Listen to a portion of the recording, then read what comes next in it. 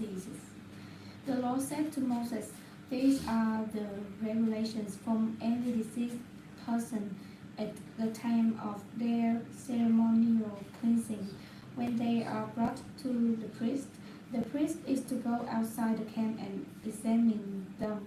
If they have been healed of their defiling skin disease, the priest shall order that 2 clean birds and some cedar wood, scarlet yarn, and hyssop be brought for the person to be cleansed.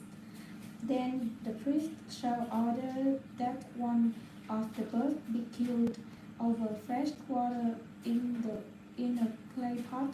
He is then to take the live bird and dip it together with the cedar wood, the scarlet yarn, and the hyssop into the blood of the bird that was killed over the fresh water. 7 times he shall sprinkle the one to be cleansed of the defiling disease, and then pronounce them clean. After that, he is to release the live bird in the open fields.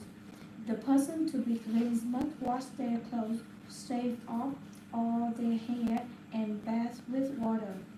Then they will be ceremonially clean. After this, they may come into the camp, but they must stay outside the tent for 7 days. On the 7th day, they must shave off all their hair. They must shave their head, their beard, their eyebrows, and the rest of their hair. They must wash their clothes and bathe themselves with water, and they will be clean. On the 8th day, they must bring 2 male lambs and 1 old lamb a year old, without defect, along with 3/10 of an ephah of the finest flour mixed with olive oil for a grain offering, and 1 loaf of oil. The priest who pronounces them clean shall present both the one to be cleansed and their offering before the Lord at the entrance to the tent of meeting. Then the priest is to take one of the male lambs and offer it as a guilt offering, along with the loaf of oil. He shall wave them before the Lord as a wave offering. He is to slaughter the lamb in the sanctuary area, where the sin offering, and the burnt offering are slaughtered. Like the sin offering, the guilt offering belongs to the priest. It is most holy.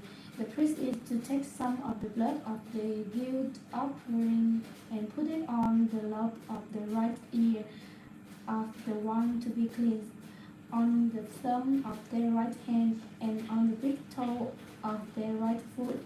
The priest shall then take some of the loaf of oil, pour it in the palm of his own left hand. Dip his right forefinger into the oil in his palm, and with his fingers sprinkle some of it before the Lord 7 times. The priest is to put some of the oil remaining in his palm on the lobe of the right ear of the one who to be cleansed, on the thumb of the right hand, and on the big toe of the right foot, on top of the blood of the guilt offering. The rest of the oil in his palm the priest shall put on the head of the one to be cleansed, and make atonement for them before the Lord. Then the priest to sacrifice the sin offering and make atonement for the one to be cleansed from their uncleanness. After that, the priest shall slaughter the burnt offering and offer it on the altar together with the grain offering, and make atonement for them, and they will be clean. If, however, they are poor and cannot afford these, they must take 1 male lamb as a guilt offering to be weighed to make atonement for them, together with a tenth of an ephah for the finest flour mixed with olive oil, for a grain offering, a lot of oil, and 2 does or 2 young pigeons, such as they can afford, one for sin offering and the other for a burnt offering. On the 8th day they must bring them for their cleansings to the priest at the entrance to the tent of meeting before the Lord. The priest to take the lamb for the guilt offering together with the lot of oil, and weigh them before the Lord as a weight offering. He shall slaughter the lamb for the guilt offering and take some of its blood and put it on the lobe of the right ear of the one to be cleansed, on the thumb of their right hand, and on the big toe of their right foot. The priest to pour some of the oil into the palm of his own left hand, and with his right forefinger sprinkle some of the oil from his palm 7 times before the Lord. Some of the oil in his palm is to be put on the same places he put the blood of the guilt offering, on the lobe of the right ear of the one to be cleansed, on the thumb of the right hand, and on the big toe of the right foot. The rest of the oil in his palm, the priest shall put on the head of the one to be cleansed, to make atonement for them before the Lord. Then he shall sacrifice the does or the young pigeon, such as the person can afford. One as a sin offering and the other as a burnt offering, together with the red offering. In this way, the priest will make atonement before the Lord on behalf of the one to be cleansed. These are the regulations for anyone who has the defiling skin disease and who cannot afford the regular offering for their cleansing from defiling moles. The Lord said to Moses and Aaron, when you enter the land of Canaan, which I am giving you as your possessions, I put a spreading mold in the house in that land. The owner of the house must go and tell the priest, I have seen something that looks like a defiling mold in my house. The priest is to order the house to be empty before he goes into examining the mold, so that nothing in the house will be pronounced unclean. After this, the priest is to go in and inspect the house. He is to examine the mold on the wall, and if it has greenness or redness, depression that appear to be deeper than the surface of the wall, the priest shall go out the doorway of the house and close it up for 7 days. On the 7th day, the priest shall return to inspect the house. If the mold has spread on the walls, he is to order that the contaminated stones be stormed out and thrown into an unclean place outside the town. He must have all the inside walls of the house scraped and the material that is scraped off dumped into an unclean place outside the town. Then they are to take other stones to replace these and take new clay and plaster the house. If the defiling mold reappears in the house after the stone have been torn out and the house scraped and plastered, the priest is to go and examine it, and if the mold has spread in the house, it is a persistent defiling mold. The house is unclean. It must be torn down, its stone, timbers, and all the plaster, and taken out of the town to an unclean place. Anyone who goes into the house while it is closed up, will be unclean till evening.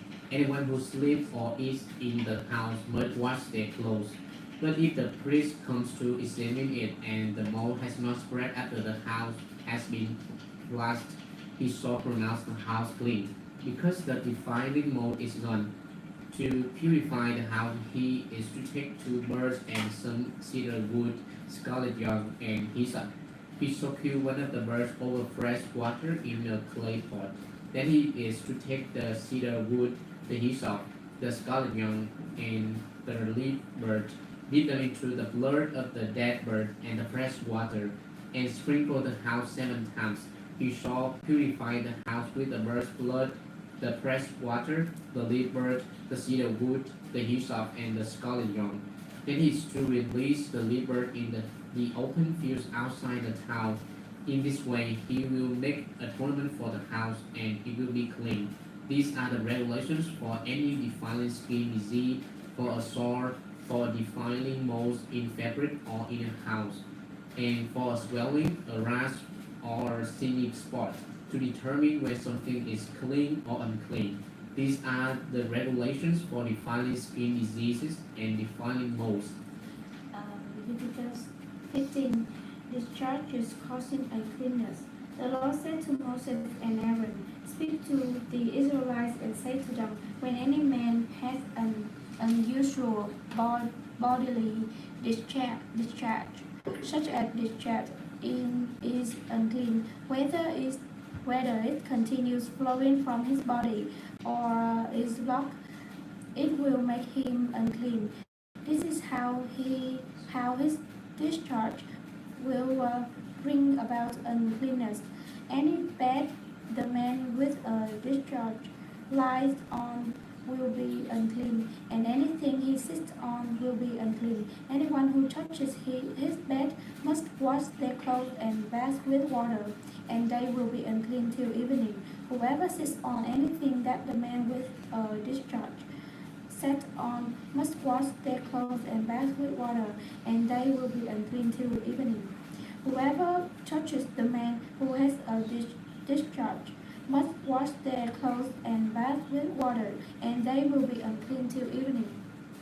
If the man with the discharge spit on anyone who is clean, they must wash their clothes and bath with water, and they will be unclean till evening.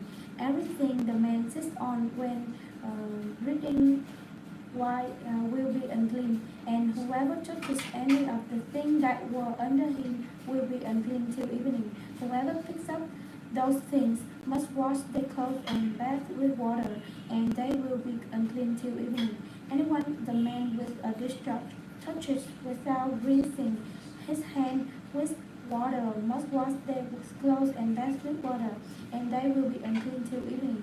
A clay pot that the man touches must be broken, and any wooden article is to be rinsed with water. When a man is cleansed from his discharge, he is to count off 7 days for his ceremonial cleansing. He must wash his clothes and bath himself with fresh water, and he will be clean. On the 8th day, he must take 2 doves or 2 young pigeons and come before the Lord to the entrance to the tent of meeting, and give them to the priest. The priest is to sacrifice them, the one for a sin offering and the other for a burnt offering. In this way, he will make atonement before the Lord for the man because of his discharge. When a man has an emission of semen, he must bath his whole body with water, and he will be unclean to evening. Any clothing or leather that has semen on it must be washed with water, and it will be unclean to evening. When a man has sexual relations with a woman and there is an emission of semen, both of them must bath with water, and they will be unclean to evening. When a woman has her regular flow of blood, the impurity of her monthly period will last 7 days, and anyone who touches her will be unclean to evening. Anything she lie on during her period will be unclean, and anything she sits on will be unclean. Anyone who touches her bed will be unclean. They must wash their clothes and bath with water, and they will be unclean till evening. Anyone who touches anything she sits on will be unclean. They must wash their clothes and bath with water, and they will be unclean till evening. Whether it is the bed or anything was sitting on, and when anyone touches it, they will be unclean till evening. If a man has sexual relations with her and her monthly flow touches him, he will be unclean for 7 days. Any bed he lies on will be unclean. When a woman has a discharge of blood for many days at a time other than her monthly period, or has a discharge that continues beyond her period, she will be unclean as long as she has the discharge, just as the days of her period. Any bed she lies on while her discharge continues will be unclean. That is her bed during her monthly period, and anything she sits on will be unclean. as during her period. Anyone who touches them will be unclean. They must wash their clothes and bath with water, and they will be unclean till evening. When she is cleansed from her discharge, she must count off 7 days, and after that she will be ceremonially clean. On the eighth day, she must take 2 doves and 2 young pigeons and bring them to the priest at the entrance to the tent of meeting. The priest is to sacrifice one for sin offering and the other for a burnt offering. In this way, he will make atonement for her before the Lord for the uncleanness of her discharge. You must keep the Israelites separate from things that make them unclean, so they will not die in their uncleanness for defiling my dwelling place, which is among them. These are the regulations for a man with a discharge, for anyone made unclean by an emission of semen, for a woman in her monthly period, for a man or a woman with a discharge, and for a man who has sexual relations with a woman who is ceremonially unclean. 16. The Day of Atonement. The Lord spoke to Moses after the death of the 2 sons of Aaron, who died when they approached the Lord. The Lord said to Moses, "Tell your brother Aaron that he is not to come whenever he chooses into the most holy place behind the curtain in front of the atonement cover on the ark, or else he will die. For I will appear in the cloud over the atonement cover." This is how Aaron is to enter the most holy place. He must first bring a young bull for a sin offering and a ram for a burnt offering. He is to put on the sacked linen tunic with linen undergarments next to his body. He is to tie the linen sash around him and put on the linen turban. These are sacred garments, so he must bathe himself with water before he puts them on. From the Israelite community, he is to take 2 male goats for a sin offering and a ram for a burnt offering. Aaron is to offer the bull for his own sin offering to make atonement for himself and his household. Then he is to take the 2 goats and present them before the Lord at the entrance to the tent of meeting. He is to cast lots for the 2 goats, one lot for the Lord and the other for the scapegoat. Aaron shall bring the goat whose lot falls to the Lord and sacrifice it for a sin offering. But the goat chosen by Lot as a scapegoat shall be presented alive before the Lord to be used for making atonement by sending it into the wilderness and as a scapegoat. Aaron shall bring the bull for his own sin offering to make atonement for himself and his household, and he is to slaughter the bull for his own sin offering. He is to take a censer full of burning coals from the altar before the Lord, and 2 handfuls of finely ground fragrant incense, and take them behind the curtain. He is to put the incense on the fire before the Lord, and the smoke of the incense will conceal the atonement cover above the tablets of the covenant law, so that he will not die. He is to take some of the bull's blood and with his finger sprinkle it on the front of atonement cover. Then he shall sprinkle some of it with his finger 7 times before the atonement cover. He shall then slaughter the goat for the sin offering for the people, and take its blood behind the curtain and do with it as he did with the bull's blood. He shall sprinkle it on the atonement cover and in front of it. In this way, he will make atonements for the most holy place because of the uncleanness and rebellion of the Israelites. Whenever their sin happens, he is to do the same for the tent of meeting, which is among them in the midst of their uncleanness. No one is to be in the tent of meeting from the time Aaron goes into the make atonement in the most holy place until he comes out, having made atonement for himself, his household, and the whole community of Israel. Then he shall come out to the altar that is before the Lord and make atonement for it. He shall take some of the bull's blood and some of the goat blood and put it on the horn of the altar. He shall sprinkle some of the blood on it with his fingers 7 times to cleanse it and to consecrate it from the uncleanness of the Israelites. When Aaron has finished making atonement for the most holy place, the tent of meeting and the altar, he shall bring forward the lead goat.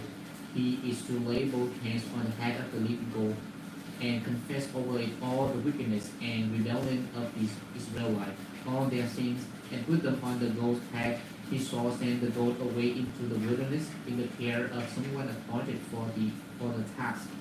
The goat will carry on itself and all their sins to a remote place, and the man shall release it in the wilderness.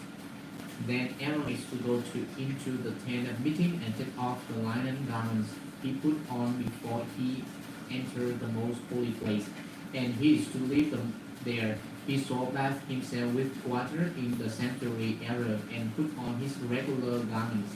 Then he shall come out and sacrifice the burnt offering for himself and the burnt offering for the people, to make atonement for himself and for the people.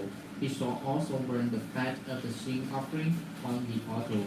The man who releases the goat as a scapegoat must wash his clothes and bathe himself with water. Afterward, he may come into the tent. The bull and the goat for the sin offerings, whose blood was brought into the most holy place to make atonement, must be taken outside the tent. Their thighs, flesh, and intestines are to be burned up. The man who burns them must wash his clothes and bathe himself with water. Afterward, he may come into the tent. It is to be a lasting ordinance for you. On the 10th day of the 7th month, you must deny yourself and not do any work, whether native or foreigner visiting among you, because on this day atonement will be made for you to cleanse you. Then, before the Lord, you will be clean from all your sins. It is a day of Sabbath rest, and you must deny yourself. It is a lasting ordinance. The priest who is anointed and ordained to succeed his father as high priest is to make atonement. He is to put on the sacred linen garments and make atonement for the most holy place, for the tent of meeting and the altar, and for the priest and all the members of the community. This is to be a lasting ordinance for you. Atonement is to be made once a year for the sins of the Israelites, and it was done as the Lord commanded Moses. Eating blood forbidden. Chapter 17. The Lord said to Moses, "Speak to Aaron and his sons and to all the Israelites and say to them, This is what the Lord has commanded. Any Israelite who sacrifices an ox, a lamb, or a goat in the camp or outside of it, instead of bringing it into the entrance to the tent of meeting to present it as an offering to the Lord in front of the tabernacle of the Lord, that person shall be considered guilty or blessed. They have shed blood and must be cut off from the people. It is so that the Israelites will bring to the Lord the sacrifice they are now making in the open fields. They must bring them to the priest, that is, to the Lord, at the entrance to the tent of meeting and sacrifice them as a fellowship offering. The priest is to splash the blood against the altar of the Lord at the entrance to the tent of meeting and burn the fat as an aroma pleasing to the Lord. They must no longer offer any of their sacrifices to the goat idols, to whom they prostitute themselves. This is to be a lasting ordinance for themselves and for generations to come. Say to them, any Israelite or any foreigner residing among them who offers a burnt offering or sacrifice and does not bring it to the entrance to the tent of meeting to sacrifice it to the Lord must be cut off from the people of Israel. I will set my face against any Israelite or any foreigner residing among them who eats blood, and I will cut them off from the people. For the life of a creature is in the blood, and I have given it to you to make atonement for yourselves on the altar. It is the blood that makes atonement for one's life. Therefore I say to the Israelites, no, none of you may eat blood, nor may any foreigner residing among you eat blood. Any Israelite or any foreigner residing among you who hunts any animal or bird that may be eaten must drain out the blood and cover it with earth, because the life of every creature is in its blood. That is why I have said to the Israelites, you must not eat the blood of any creature, because the life of every creature is its blood. Anyone who eats it must be cut off. Anyone, whether native-born or foreigner, who eats anything found dead from or torn by wild animals, must wash their clothes and bath with water, and they will be ceremonially unclean till evening. Then they will be clean. But if they do not wash their clothes and bath themselves, they will be held responsible. Leviticus 18. Unlawful sexual relations. The Lord says to Moses, speak to the Israelites and say to them, I am the Lord your God. You must not do as they do in Egypt, where you used to live, and you must not do as they do in the land of Canaan, where I am bringing you. Do not follow their practice. You must obey my laws and be careful to follow my decrees. I am the Lord your God. Keep my decrees and laws, for the person who obeys them will live by them. I am the Lord. No one is to approach any close relative to have sexual relations. I am the Lord. Do not dishonor your father by having sexual relations with your mother. She is your mother. Do not have relations with her.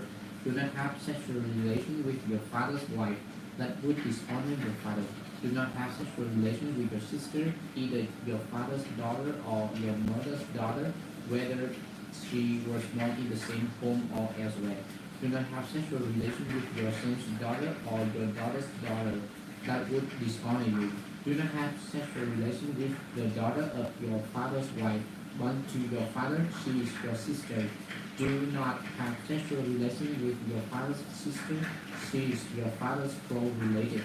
Do not have sexual relations with your mother's sister, because she is your mother's close relative. Do not dishonor your father's brother by approaching his wife. To have sexual relations, she is your aunt. Do not have sexual relations with your daughter-in-law. She is your son's wife. Do not have relations with her. Do not have sexual relations with your brother's wife. That would dishonor your brother. Do not have sexual relations with both a woman or her daughter. Do not have sexual relations with either her son's daughter or her daughter's daughter. They are her close relatives. That is wickedness. Do not take your wife's sister as a legal wife and have sexual relations with her while your wife is living. Do not approach a woman to have sexual relations during the uncleanness of her monthly period. Do not have sexual relations with your neighbor's wife and defile yourself with her. Do not give any of your children to be sacrificed to Molech, for you must not profane the name of your God. I am the Lord. Do not have sexual relations with a man as one does with a woman. That is detestable. Do not have sexual relations with an animal and defile yourself with it. A woman must not present herself to an animal to have sexual relations with it. That is a perversion. Do not defile yourself in any of this way, because this is how the nation that I am going to drive out before you became defiled. Even the land was defiled, so I punished it for its sin, and the land vomited out its inhabitants. But you must keep my decrees and my law. The native born and the foreigners residing among you must not do any of the detestable things, for all these things were done by the people who lived in the land before you, and the land became defiled. And if you defile the land, it will vomit you out as it vomited out the nations that were before you. Everyone who does any of these detestable things, such person must be cut off from their people. Keep my requirements and do not follow any of the detestable customs that were practiced before you came, and do not defile yourself with them. I am the Lord your God.